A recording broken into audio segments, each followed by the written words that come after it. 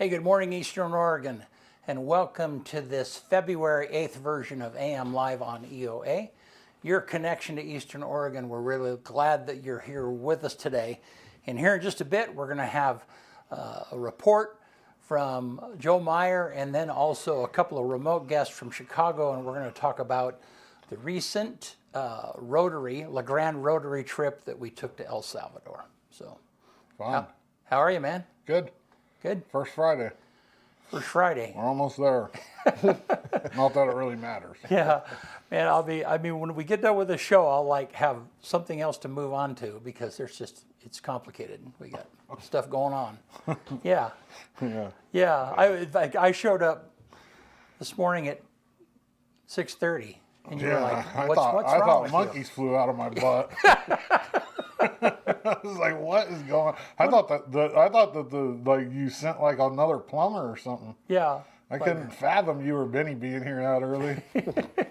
Yeah, who's here? So. Yeah, well, I was confused. I Right. was like, it's like, I'd already been here for a half an hour, and I was like, it's 6:30, and there's the dinger's going off. It never goes off at 6:30. Yeah, well, you and Benny do normally such a great job of getting things together. I kind of roll in here at the last minute. Well, I mean, Benny rolls in 2 minutes before you. Don't give him too much credit. Oh, is that right? Yeah, I mean, Benny usually beats you here by about 2 to 5 minutes. Yeah. And he does do the engineering part. He sets up all the cameras and everything. Yeah. Well, you want to do sports? Let's do it. All right.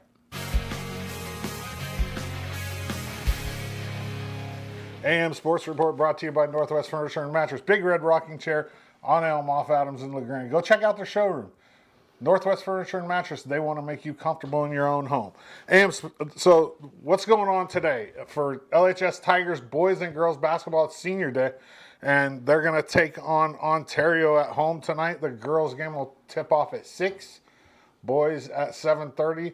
The boys team has had a rough year this year. I mean, it can't possibly have been a fun year for them. I hate to say that, but it's just, I've talked about it on past shows. It's going to be a rough few years until we figure out, how to really develop the feeder programs for basketball like they have been in the past.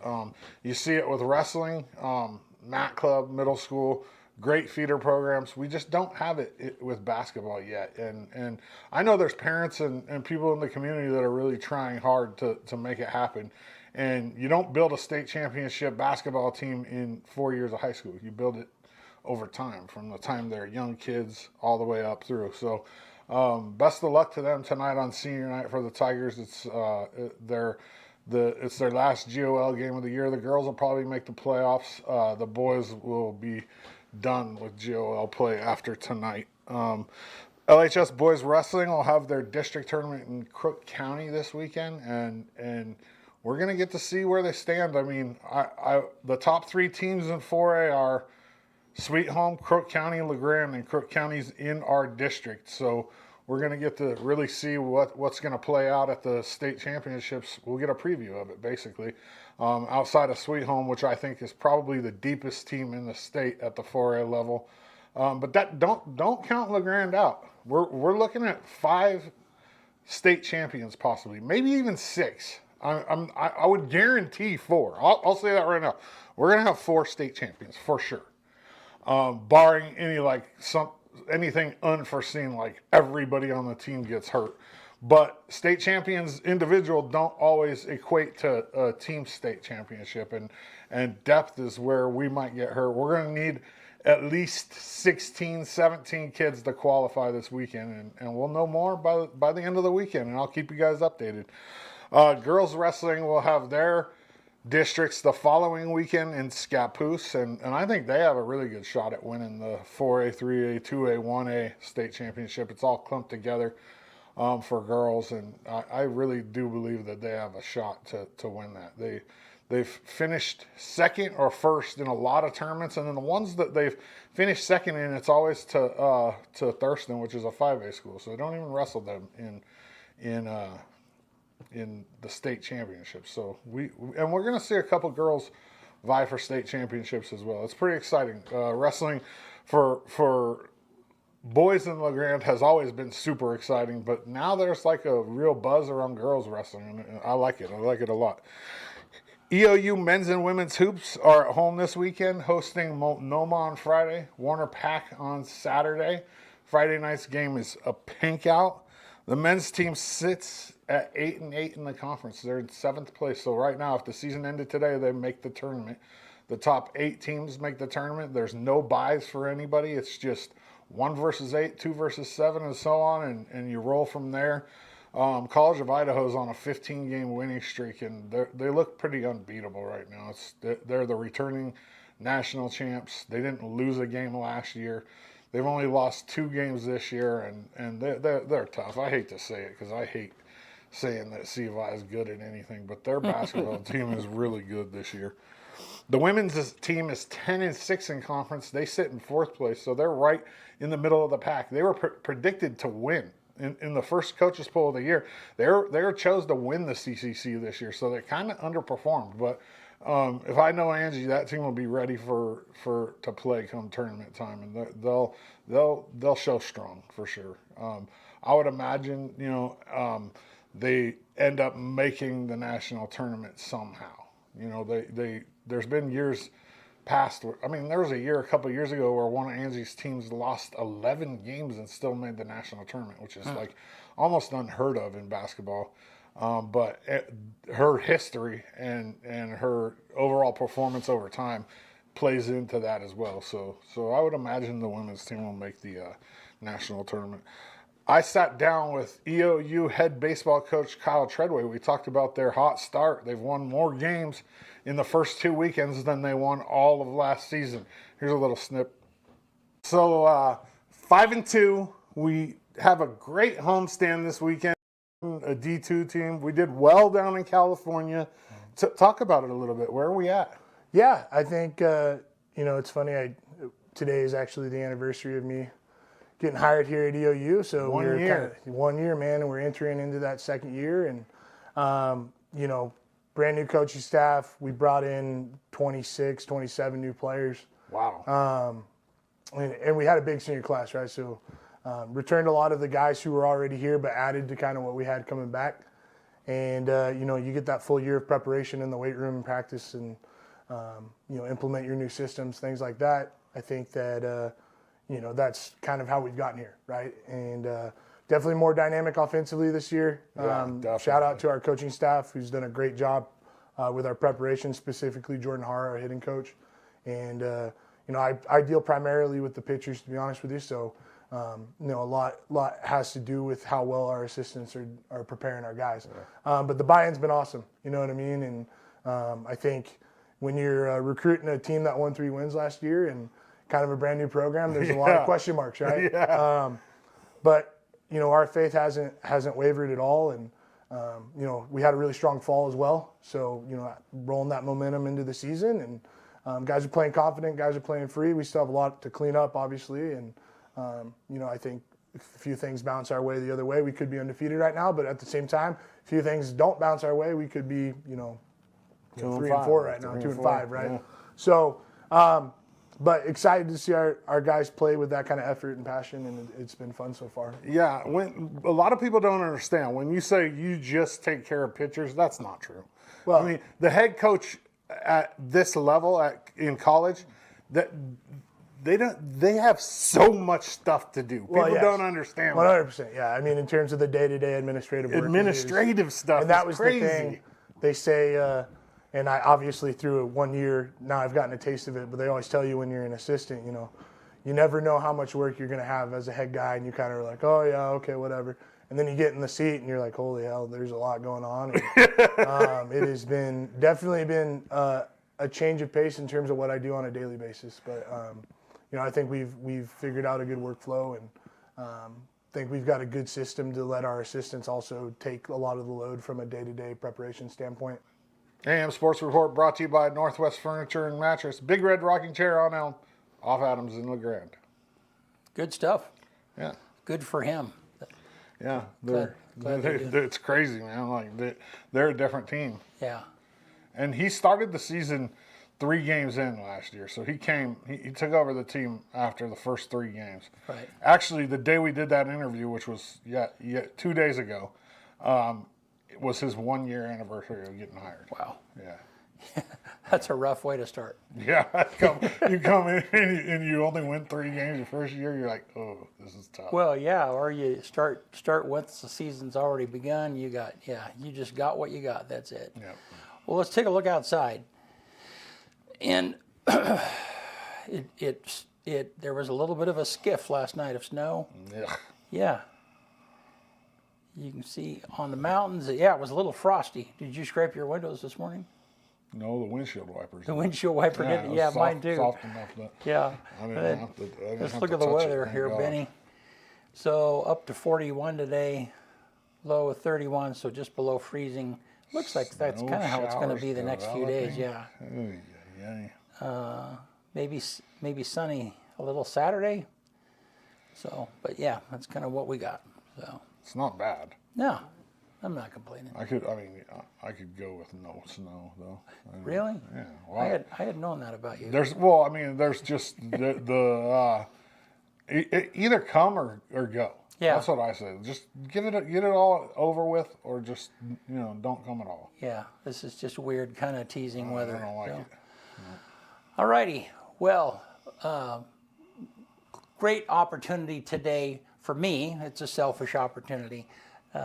Joel and I and Jason and several people from Grande here recently went to El Salvador a couple of weeks ago for a literacy trip.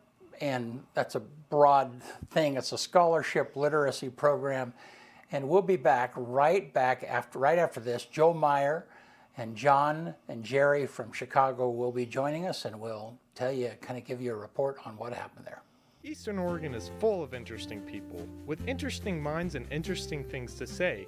Here at EO Live, we're committed to connecting you to these intriguing people with EO Talks.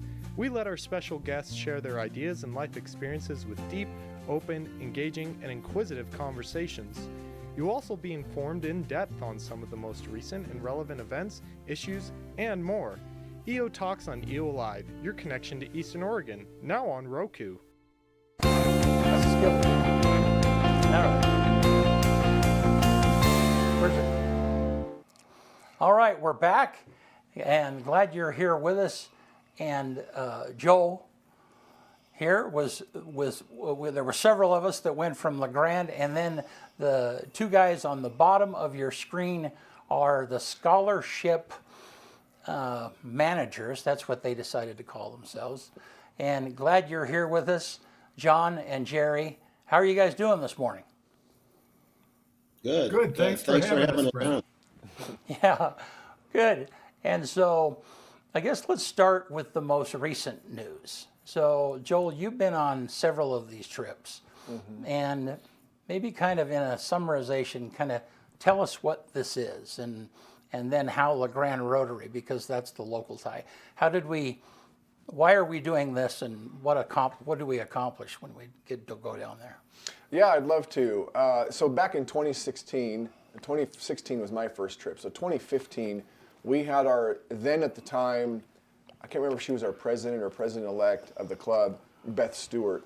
She caught wind of an international project or international program that we might be able to get involved with, as she had heard reports from the Rotary Club in Wallowa County. So she went on a trip with some of them. And when she came back and presented, I sat there watching that, knowing that I was going to be involved in that. Yeah. It had a huge impact. It reminded me of living in the Dominican Republic, which I did between 97 and 99 as a young man. And so yeah, lots of similarities in terms of third world country and poverty and literacy rates and all those things. And of course, one of the main aims of Rotary is to improve literacy throughout the world, and especially when we are able to provide these scholarships to help these young people finish their high school and some college in that area. It's been an amazing program to be a part of. So, and it's taken me a while to kind of get my head around explaining that. But what this is this is a scholarship program. This program mainly deals with rural high school and college kids, okay, who struggle to have the opportunity to either get to public education or to get to universities. And this scholarship, which is not very much, is about $300 a year, something like that, for high school students, right? And it essentially pays for their books and their bus fare, their travel, their basic expenses to get to education. Yeah. And largely that's due to just the distance from which they live to these schools. Right. So there's enough primary education or elementary schools that we call them that are in their communities but once they go to high school, once they get to that 8th or 9th grade, and of course there they kind of finish elementary school at the 8th or 9th grade level, and then they start high school about the 10th grade. But the high schools are spread out. They're centrally located in the larger cities. So these students who live in these rural areas sometimes have to go an hour, 45 minutes to an hour and a half one way to be able to do that. And that's the difficulty, is the bus fare and then the food they need during the day, because they're there at 7 o'clock in the morning and they don't leave until 6 at night, 6 or 7 at night. Okay. And most of these students that are scholarshiped are female because the male, if I'm understanding it, the guys, the boys they're just prioritized in that particular society. Yeah. Typically, that's what's happened is, the young men their families do whatever it takes to make sure they at least get to finish high school. So oftentimes the girls do not. Yeah. Like we met that girl that was selling toilet paper outside the bathroom at the park. Right. She was the typical story of many of what our students would be had they not have these scholarships, where she finished at 8th or 9th grade and that was it. Wow. So, so just a little bit of money makes a lot of difference. Now, the Grande Rotary, we're invested in the high school portion of that program, but there's also a college part of that program to help university students or help kids continue their education. So let's go back to John and Jerry, and glad you guys are here with us today. And why don't, I guess, John, why don't you kind of tell us the story of how you guys started this? This was a program that was already going on, and you kind of adopted it and started scholarshiping back in the early 2000s, right? So why don't you, John, kind of tell us how we got into this? Well, I have known Jerry since 4th grade. And back in the early 70s, I spent 2 years in the Peace Corps in El Salvador, and Jerry came down to visit me. And ever since then, we've had lunch or dinner a couple of times a month, and we always talked about doing something that was fulfilling. And one day we looked at each other and we realized that if we're going to do it, we had to do it, and we knew it began in El Salvador. So we arranged to meet a bunch of different organizations in El Salvador, and we both went down there. We interviewed some people, and we met this guy, Tony Gasparo, who was involved in this scholarship program. And then we also met the Rivera family. Rivera family they really administer the program down in El Salvador now. And so that all started 20 years ago, and over the course of 20 years, we've seen what was sort of a fledgling scholarship program develop into something which is really quite unique and has done a lot of good for a lot of kids. And, I'm just so happy to simply be a part of it. Jared, maybe you can add something to all that? Yes, I'd like to. First of all, let me say thank you, Brent, for having us. And I want to emphasize that Joel Meyer and the Rotary in the Grande are much appreciated by the students. We've been going to El Salvador for several years now with Joel. He speaks Spanish, and he relates so well to the students and the people down there, as did Jason on this last trip. Altogether, the program has sponsored over 600 students in high school. Over 100 have graduated from college. It includes doctors, lawyers, accountants, engineers, teachers. I think what's important to know is these people are extremely poor. from rural areas of El Salvador. And though they're talented and motivated, they wouldn't be able to get an education without this help from the Grande Rotary and other donors throughout the United States. Secondly, another thing I'd like you to know is that our scholarship students stay in El Salvador. We do follow-ups of our college alumni, and all of them that we've been able to follow up stay in El Salvador to build a better society. That way they're able to make their education work. So as we follow up and continually see the alumni, they come back and see us when we go.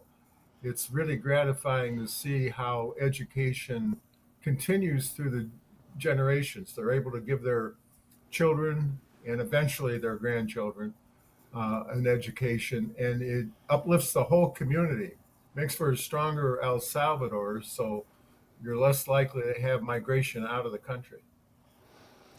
So Jerry, when we talked while I was down there, and one of the things you talked about though was the significance of educating the girls and how that changes society. Talk about that for just a minute, because that is super significant. Yeah. Tony Gasparo always emphasized that he'd like to educate girls. We do have boys and men as well, but various studies indicate to uplift a community, educating women has a particularly powerful effect, because women are the center of families and the caretakers of families. And there are some Harvard studies indicating that educating women is more likely to raise the literacy rates of the country, of various countries, especially we're talking about a poor country here. So, and there is a general bias against women throughout the world in terms of their opportunities. One of our students just graduated with a degree in engineering, electrical engineering. One of the few women in the program, and yet she had one of the highest grades and finished one of the highest in her class. She was told at one point by a professor that women don't study electrical engineering, but she persisted. You got to keep in mind, a lot of these students in general, the women, have bias against poor people. Most of their parents have not graduated from grade school, let alone high school or college. They're the first in their class. It's always been very important to have women come down where they could see the success of women who are able to raise a family and have a career. So they have a lot of biases to overcome, especially for women. And it's very poignant and gratifying to see it when they do overcome that bias. That's awesome. Now, Jerry, you are a clinical psychiatrist professor, right? I'm a psychologist. Okay. I'm a teacher at Adler University in Chicago, where I've taught for 31 years. Okay, yeah, and it comes through. I love your mind. Mm-hmm. I love the analytical approach that you take. And John, thanks, Brett. Yeah, and John, you are an attorney, right, in the Chicago area?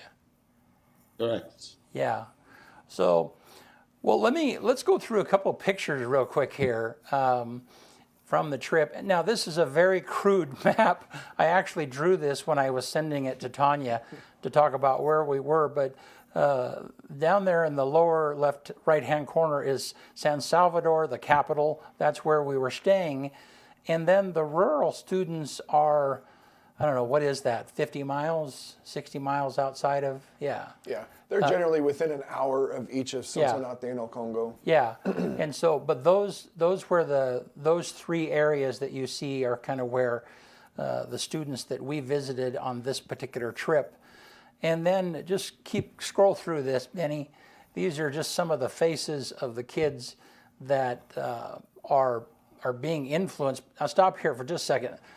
Go back one there. This is a graduate, right? Just graduated just this last December. From high school? College. From college, okay. Degree in communications. And I'm sorry, Artie? Audrey, yeah. You can call her. So Audrey has taken upon herself to essentially have a front yard school, tutoring, I don't know what you call it. All these kids go to school, right? But she's monitoring them, making sure her and her sisters, Artie is teaching English, one of them is teaching math, and the other one is teaching art. Yeah. And so just scroll through. And this was the first day we were there, and there were probably 40 students. And poverty conditions, but she just didn't care. She's teaching. Yeah. Well, and none of their parents can read or write at all. And so that's where they come to get the help. Yeah. Now stop for just a second. Several of the main purpose of this trip was to kind of do a review, to kind of see how the students are doing. So all of these students, or most of the students that you see here, are in the program. And part of the high school students are only getting probably $30 a month, something like that. Right at. But along with that, there is an attachment that they've got to be getting good grades, they've got to be passing classes, and so on and so forth. So this is essentially a review of how they're doing. And so go ahead and keep on going through these things. So then these pictures you're seeing of students are they're talking of, this is Jason Isaacson and his wife. We're also from Grande. He works at Carpet One. He was also with us. And thankfully he speaks Spanish. And a past president of the club. Yeah. Stop just a second. Yeah, this is Beto. There's the key right Yeah, there. Beto is the on-ground coordinator. Yeah. So why don't we come away from the slideshow for there just a second, Bennett, and why don't you guys tell me about the significance of this family. Yeah, we definitely can't talk about the El Salvador Scholarship Program without talking about the Rivera family, as John alluded to earlier in his introduction. But this family, they were raised by parents who just truly spent their lives helping and serving and giving opportunities to people who don't have them. And education was a huge, huge passion of theirs, and trying to improve and become self-sufficient. I've had the pleasure of meeting them, and on 2 of our trips, I've been able to spend time with them. But their children now, the 4 kids that they have, are who essentially really is the glue to the on the grounds effort that we have there, and they coordinate everything we do with these students. They do a tremendous amount of work, and they all volunteer around their day job to do this. Yeah. So John, why don't you tell me, how did you connect originally with the Rivera family? How did you guys connect with them? Well, we connected really on our first visit down there 20 years ago. We met the parents, and they became involved in the scholarship program. Eventually, the parents moved away to Ecuador, and the son took over the program, Beto. Every week, Beto goes somewhere on a Saturday, conducts a workshop for all these kids, workshop in self-esteem, workshop in how to interview for a job. His sister, Marisol, has a book club for these kids, and every month they'll read a different book which he supplies, and then they meet at these workshops to discuss the book. Carmen, the mother, provides counseling to the kids, and so it's just a wonderful program. If I could say one thing, I think that for Rotary, Rotary comes down there. The Grande Rotary participants have come down there. They have made a big impression on these kids. And I do think that while the Rivera family runs the program on a day-to-day basis, our presence Jerry and I go down twice a year to visit the kids. And I think it's very important that we go down there to see these kids. I think it reinforces the significance of what they're doing. And they often tell me that, how can somebody so far away take such an interest in their life? And I think that gives them some confidence and helps them get through. So anyways, it's kind of a group effort, including the graduates, that they always come back to the workshops, they come back to the luncheons. They mentor the younger kids. It's wonderful to behold. That's awesome. So, why don't you guys, do you have some particular stories or successes over the last 20 years that have been, that you've known? I mean, certainly Artie in that school that she started in her front yard is like super cool because, you know, out of that might be students that are also inspired and so on and so forth. But do you have some other stories that you kind of want to highlight to help us kind of understand the significance of the scholarship program? Gary, why don't I take I have- Sonia? You can. Yeah, I have our two of our stars. Is one is Sonia, who's been with us since 2003. She started as a 14-year-old or 12-year-old in high school, and she finished medical school and works as an emergency room doctor in the country. It's been amazing to see her growth. One thing that constantly amazes me is how little money can go so far in a life. That if you give somebody an education, they're motivated and they have a gift, but the gift cannot be realized without the scholarship. And Sonia's life epitomizes what can be done with a little bit of help. The other example I want to give is of Sandy. Sandy graduated from law school about 7 or 8 years ago, and she ran for office and became the vice mayor of her town for a 3-year term. And she regularly comes back and sees us when we return as an alumni. Very articulate, speaks very well.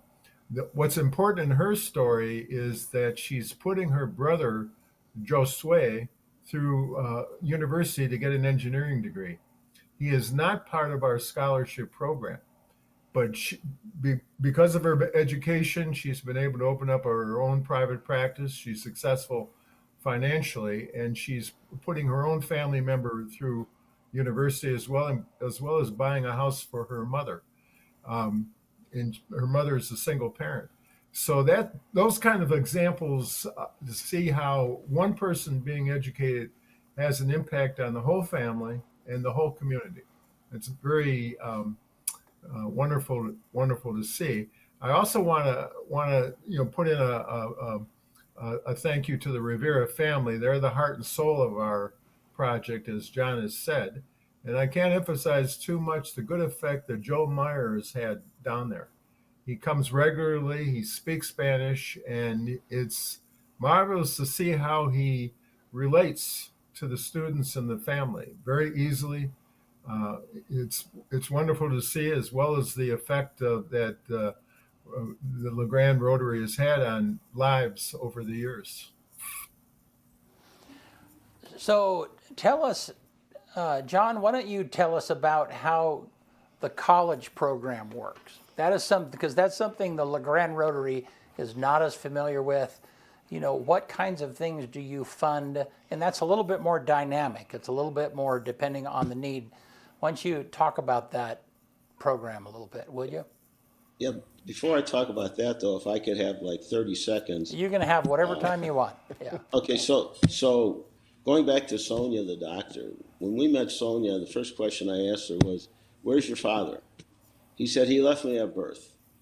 Her mother worked in the fields, making a subsistence wage. So when she said she wanted to go to medical school after she graduated from high school, Jerry and I had a lot of doubts. And so after she graduated, and by the way, she's now supervising 14 other doctors at the hospital. After she graduated, I said, "Sonia, did you ever have any doubts about getting through medical school?" She said to me, "Nope, never did. I was going to reach inside and I was going to grab whatever it took inside me to get this done." And she did.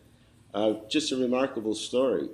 This kid that graduated with the Liliana, graduated, a woman with the degree in electrical engineering. We had a luncheon when she graduated, and I noticed her father looking at the menu. And finally, her brother went over. He took the menu and read it to the father. The father never went to school. And so the success of his daughter is really quite incredible. And these stories they go on and on and on. But anyways, the scholarship program for college, it costs about $1,200 to pay for tuition, and then a little left over for meals and for transportation. The kids selected for college are selected by the Rivera family. Many of them are selected from the high school program, and that's why the high school program is so valuable. It helps us get a pretty good idea of who's capable and who isn't, who's going to be able to succeed in college. And I'll tell you, the quality of these kids, they're all poor. They come from, in most cases, broken families, could never afford this tuition on their own. But the group of graduates is getting better and better and better, and they're getting good jobs. They study, engineering, accounting, business, law, medicine. They study the career they want to study. And the success rate is, it's near 100%. So we're so proud of these kids. And we're so proud of Rotary. I got to tell you, the people that go down there from your Rotary Club fit in with these kids so well. And they so enhance the program. And so thank you, Rotary, for that. And I hope our partnership will continue forever and ever and ever. Jerry, you want to add something to that? No, I think you've said it all, John. We're very grateful to Rotary, and the visits we have with them has been a lot of fun. I don't know what was your impression, Brent, of going there and spending a week there? Well, I'm still trying to process it. It's such a strange mix of culture because, we stayed in San Salvador, and that's a very modern city. You wouldn't even know that you were in a foreign country except for the roundabouts and narrow streets and so on and so forth. But just outside where the students were, I had been to Mexico a couple of times on mission trips, and so I had seen poverty like that before. But I was struck by the beauty, struck by the rolling hills. There was in the past, there's been some unrest there as far as, is it a safe place to go? And there was none of that. I just felt very comfortable in going where we were going. We have to mention our driver. Yeah, because the driver has been the same driver, and I'm sorry, I've forgotten his name off. Don Julio. Don Julio, yeah. Mm-hmm. And he's been the same driver for the last 20 years. And over that time, as culture has changed and safety has changed, then I understand there are times it's like he'd say, no, that's not a good place to go. Mm-hmm. He's kind of the watchdog of things. And that was very apparent. It was just, he betrayed or put forth a lot of confidence. And so I just loved it. But I was really blown away by the very first day, that very first morning. We went to that front yard school, for lack of a better term, and that family had made the forms that had made the bricks out of mud that had made the home. Mom with their 7 kids. Yeah, and so here's an adobe house, and with a sheet metal roof, and they had an outhouse just right there, and super poverty. It was like camping, and that was their life, And I was really interesting. I have a picture of they had electricity in the home. And so there's a hole in the adobe, and there's a modern outlet on the outside of the house. And that was, but the thing that got me is that her determination. She was, it was just very clear that she had a calling to do what it was that she was going to do. And she was not going to let anything stand in the way of what it was that she was doing. Yeah, there's a lot of neat things about Adriana. You know, we met her about 3 trips ago, and she taught us how to weave their traditional mat. She taught us how to make baskets. Her family has done that. Her mom, that's how her mom raised their 7 or 8 kids. I think there's maybe 8 or 9 total. But she taught us how to do that. She's been a student who has taught us a lot about her culture and history of that area, and has really given us a really impactful insight into how they live.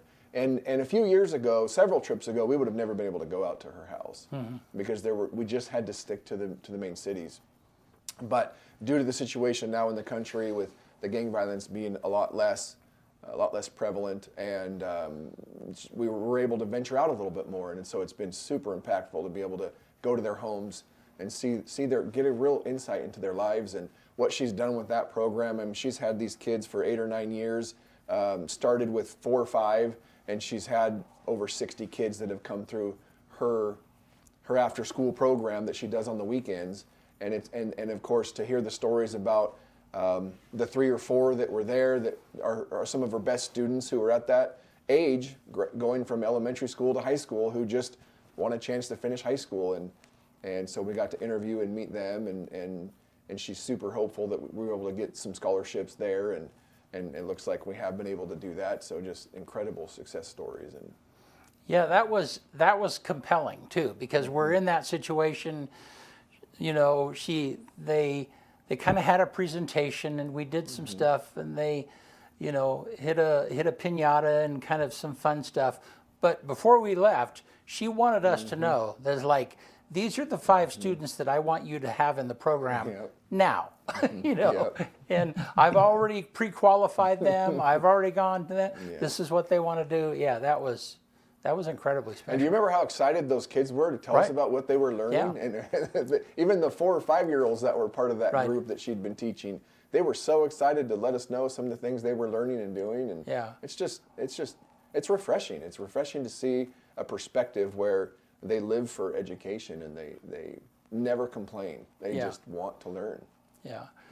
So I had, John and Jerry, I had a really interesting conversation the night before we left. We had already said goodbye. We were leaving early the next morning, and we went out to dinner that night, and Sol and her husband, what's his name? Andreas? Andreas? Okay, I'm sorry. And he is a lawyer that works for the Supreme Court.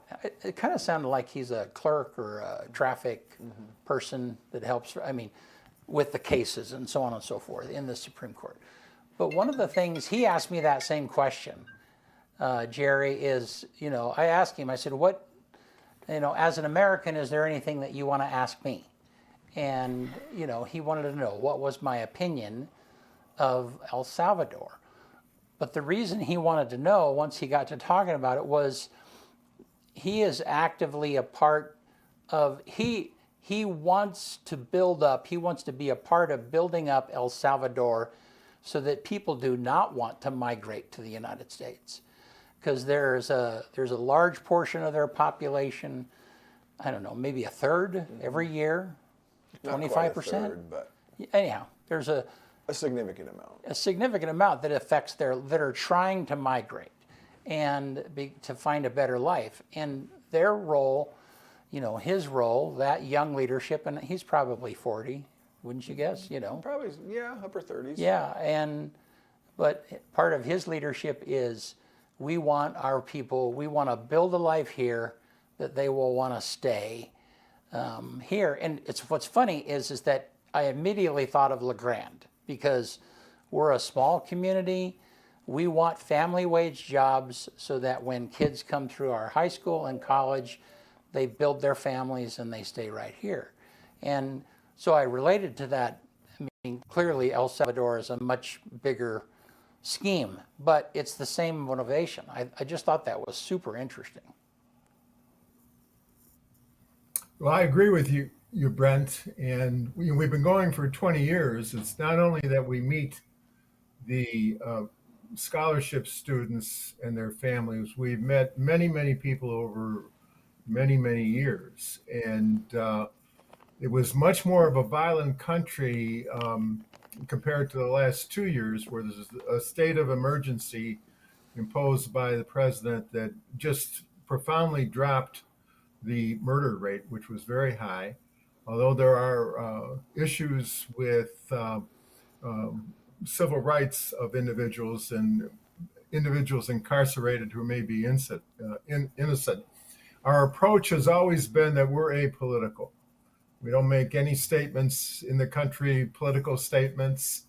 We stay out of the internal politics of the country.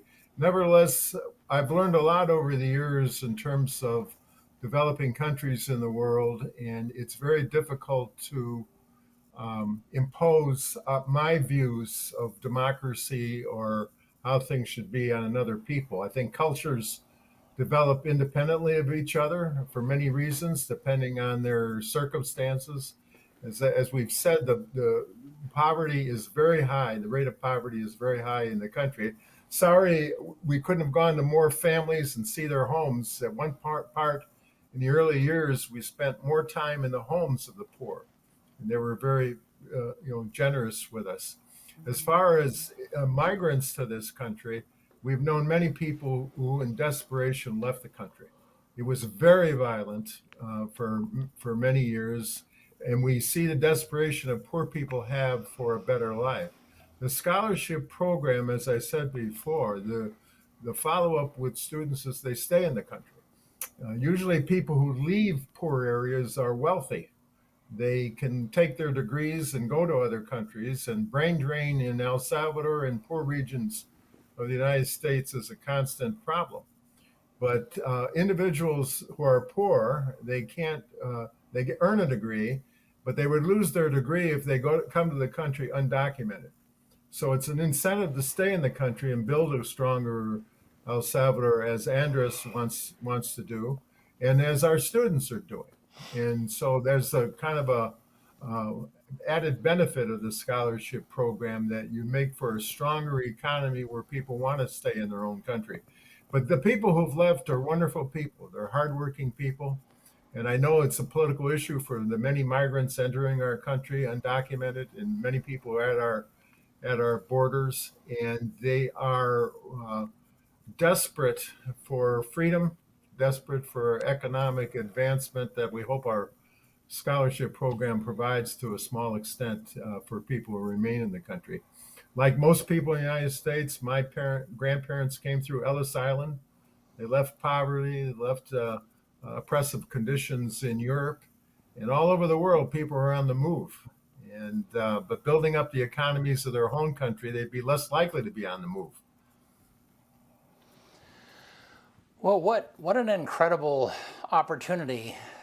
John and Jerry, are there ever times, I mean, I've been involved in situations where I felt like I've made a difference in people's lives. And, sometimes accidentally. It was just what I was doing, and it made a significant difference. And there's sometimes when you're incredibly humbled.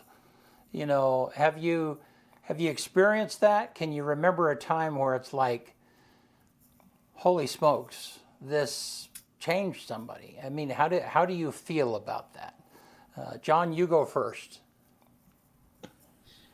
Well, I mean, these kids, we've had the good fortune of sort of being there at the beginning, and now being there 20 years later, seeing the development of these kids and the program itself. These kids know that education is the one way their life is going to change. And they're going to educate their family. And we've seen how these kids come back, and as I said, they mentor the younger kids. I'm so glad I'm a part of this. Sometimes I pinch myself. I can't believe that I am. And I think the best thing Jerry and I can do for the most part is simply stay out of these kids' way, because they are going places. And I tell my children and their friends, you got to find something like this that is uplifting. And I hope everybody can find something like this because it's just been wonderful, just wonderful for me. Maybe the best thing I ever did. So it is very uplifting. Yeah. Words can't really describe it. Yeah. I'd like to continue that theme. When I visited John in 1972, when he was in the Peace Corps in El Salvador, he looked at me and he said, "I'm getting more out of this than I'm giving." And that's been a theme throughout the 20 years of going. And I think Joel would agree.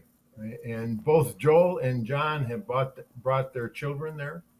There's a transformative experience when you experience another culture, especially when you meet individuals who are living in great poverty, and their resilience and their motivation and their gratitude, and they're also well loved by their families. It's constantly moving for us to see. So they inspire us more than we inspire them, I think.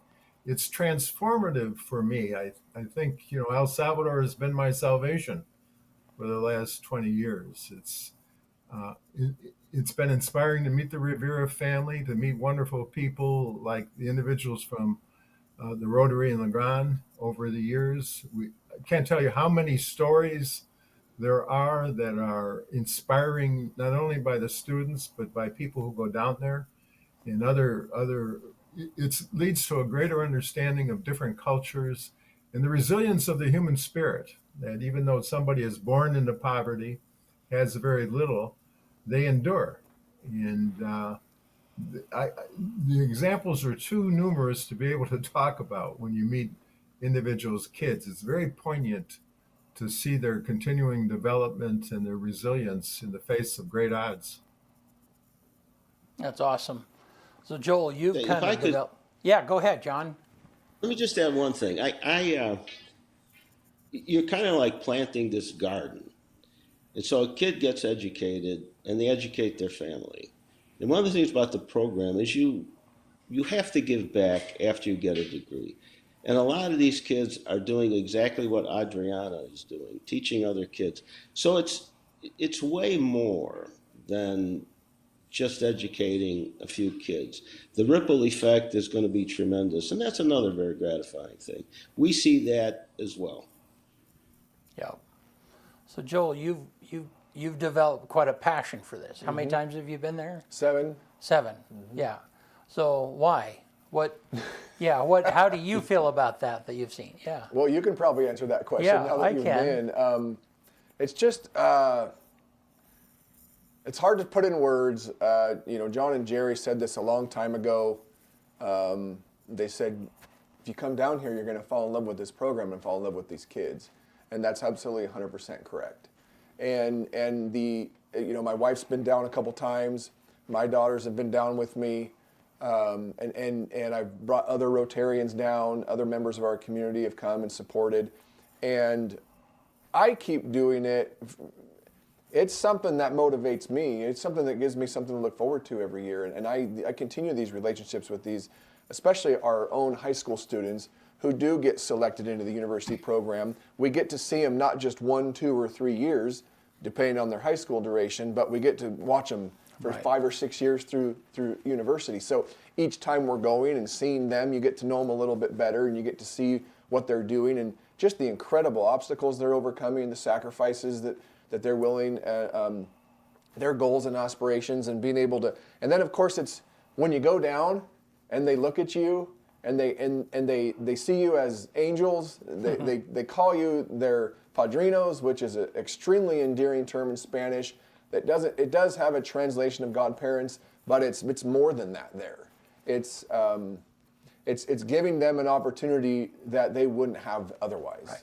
And to watch what they've done with that small opportunity and how they've progressed. I mean, I could tell you about, it's all about Brenda and Rosillo and Giselle and Lily and Marlon. I could name all these kids because I've known them now for 6, 7, 8 years and watched them grow and progress and the amazing things they're doing. And of course, our friendships with John and Jerry and the Rivera family. And it's all relationship based in the end. That's in the end of our lives, when it comes to the close, I just hope that somewhere along the lines I've developed relationships with people that have seen that I care about other people, and of course I used to be a teacher. My master's degree is in education, and I taught for almost 6 years, and so there's a part of me that, even though I decided for my own reasons to leave public education, I love the education process. I love learning. It's continual. It goes throughout our lives, but being able to give that opportunity to these people who otherwise wouldn't get it is worth every penny.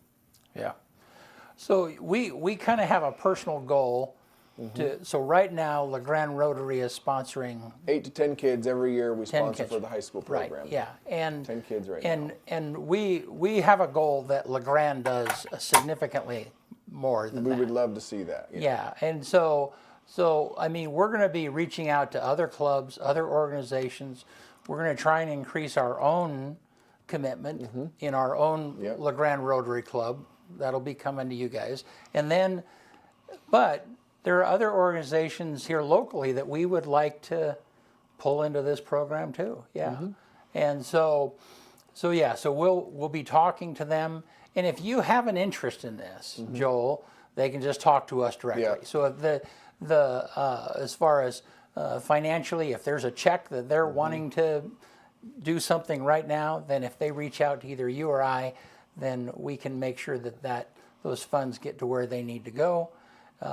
And part of my commitment, part of what I'm doing is to talk about them more, to improve their branding, and because this is an awesome program, and we want to make sure that it continues on for a long time.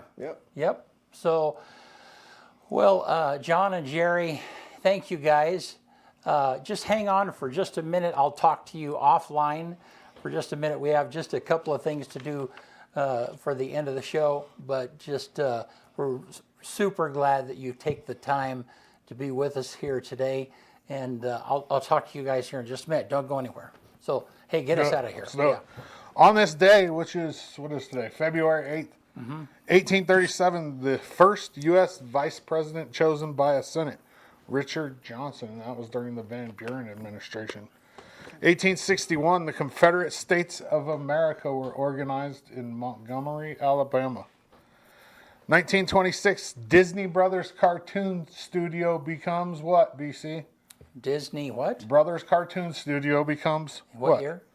Disney. Just Disney. Just Disney. Yeah, Oh, wow. it's just Okay. Walt Disney. It used to be called Disney Brothers Cartoon That makes sense. Studio. Yeah. 1969, the last edition of the American magazine Saturday Evening Post is published. That's a long time ago, 1969. We'll jump all the way to 2018.